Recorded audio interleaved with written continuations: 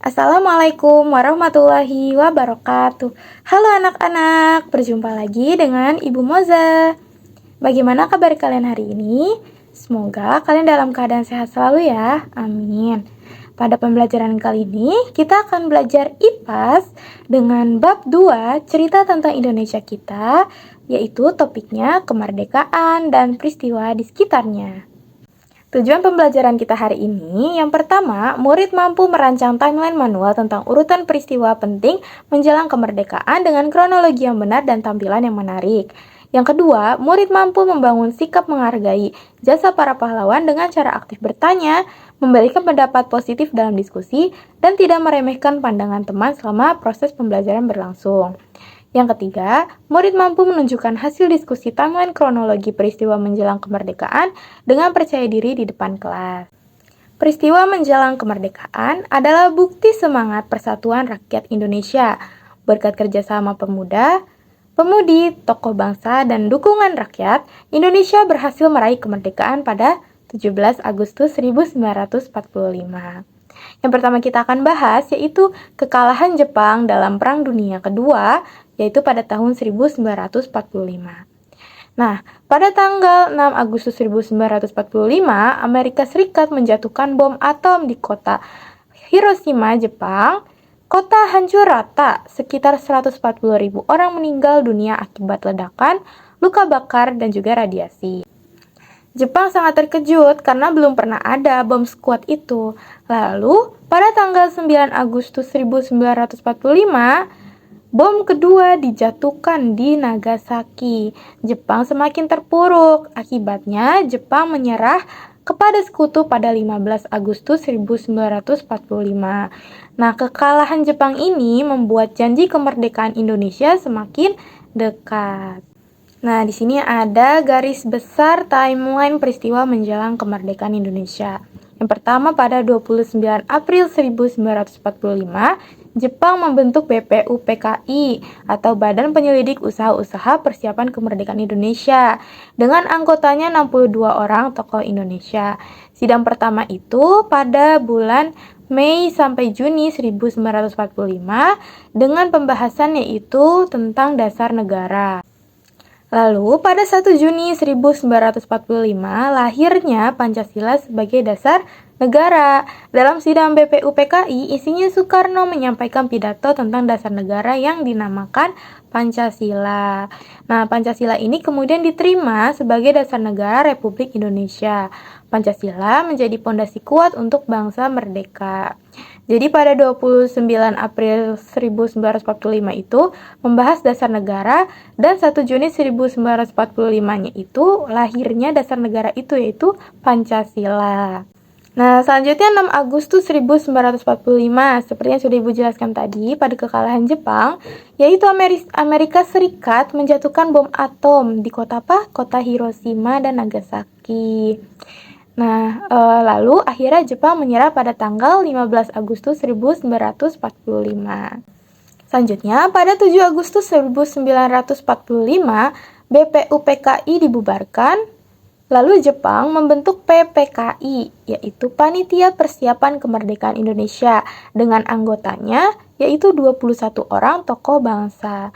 Tugas dari PPKI ini menyiapkan proklamasi, merancang konstitusi, serta membentuk pemerintahan baru Indonesia. Jadi PPKI ini emang dibentuk untuk mempersiapkan kemerdekaan Indonesia. Lalu pada 16 Agustus 1945, setelah Jepang kalah pada tanggal 15 Agustus 1945, pemuda mendesak agar proklamasi segera dilakukan tanpa menunggu janji Jepang.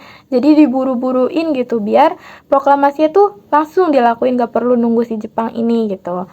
Nah, tokoh pemuda seperti Sukarni, Wikana, dan lainnya itu membawa Soekarno dan Hatta ke Rengas Dengklok, Karawang, Jawa Barat. Tujuannya dibawa itu agar Soekarno-Hatta tidak terpengaruh Jepang dan berani segera memproklamasikan kemerdekaan. Jadi Soekarno dan Hatta ini diculik ke Rengas Dengklok agar mereka tidak terpengaruh oleh Jepang dan menyegerakan proklamasi kemerdekaan Indonesia. Lalu pada 17 Agustus 1945, pada malam 16 Agustus, teks proklamasi disusun di rumah Laksamana Tadashi Maeda. Nah, dini hari 17 Agustus, teks disepakati dan ditandatangani oleh Soekarno-Hatta atas nama bangsa Indonesia. Nah, pada 17 Agustus 1945, pukul 10, WIB Insinyur Soekarno membacakan teks proklamasi didampingi oleh Dr. Andes Muhammad Hatta di Jalan Pengangsan Timur nomor 56 Jakarta. Setelah itu, sangsaka merah putih dikibarkan dan lagu Indonesia Raya dikumandangkan. Jadi, pada 17 Agustus 1945 itu sudah dilaksanakan proklamasi kemerdekaan Indonesia. Selanjutnya, tokoh-tokoh kunci kemerdekaan Indonesia, yaitu para arsitek dan pejuang bangsa. Yang pertama ada Insinyur Soekarno, yaitu proklamator, presiden pertama RI, orator ulung yang mampu membangkitkan semangat massa.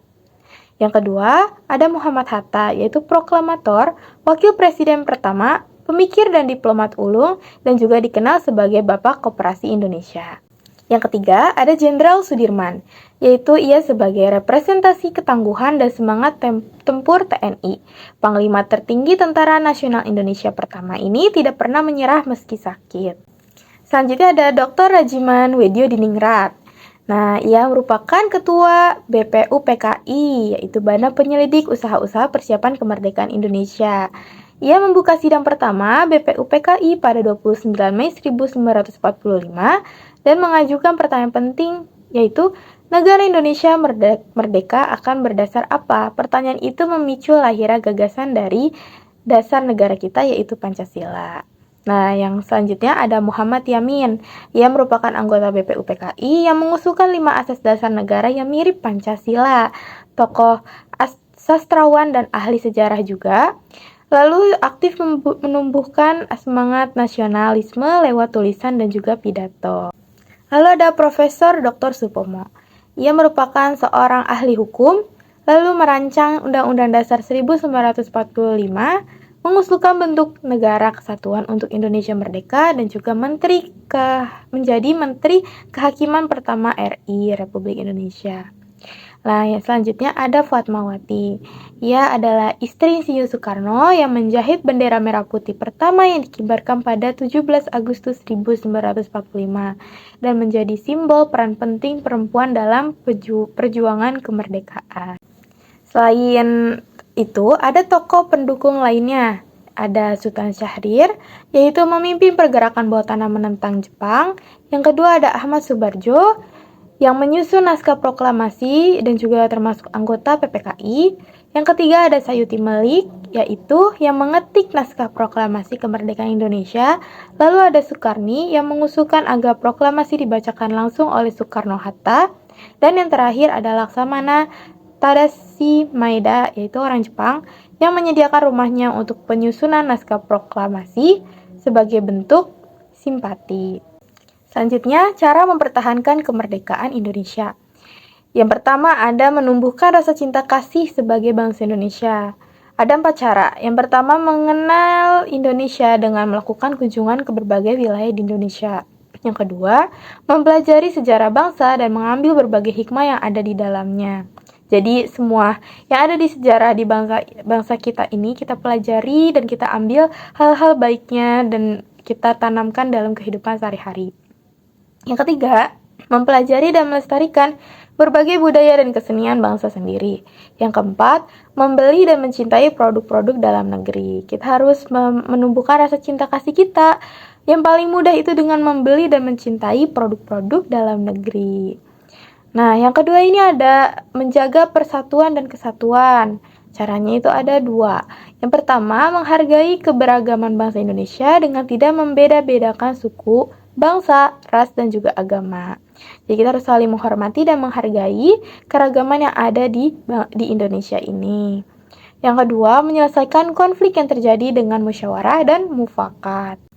Lalu yang ketiga, ada caranya itu yaitu menjadikan Indonesia sebagai negara yang maju. Ada 3 poinnya. Yang pertama, berprestasi di berbagai bidang agar diakui dunia sebagai bangsa yang unggul.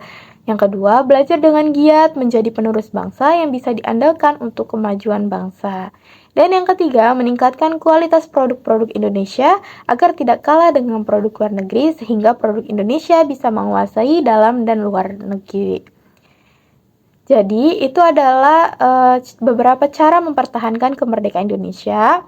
Kita bisa mengamalkannya dalam kehidupan sehari-hari agar kita bisa mempertahankan kemerdekaan Indonesia dan bisa menghormati dan menghargai para pejuang yang sudah memerdekakan Indonesia. Kesimpulan pada pembelajaran hari ini, kemerdekaan Indonesia merupakan hasil perjuangan panjang para pahlawan dan seluruh rakyat Indonesia yang bersatu melawan penjajahan. Proklamasi kemerdekaan pada 17 Agustus 1945 menjadi puncak dari semangat nasionalisme dan keinginan kuat untuk hidup bebas dan berdaulat.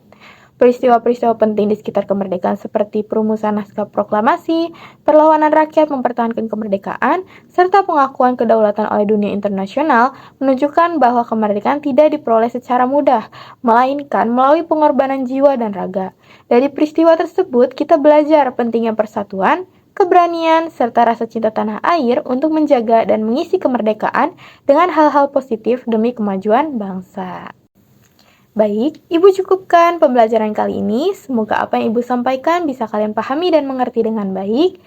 Terima kasih, sampai jumpa di pembelajaran berikutnya. Wassalamualaikum warahmatullahi wabarakatuh.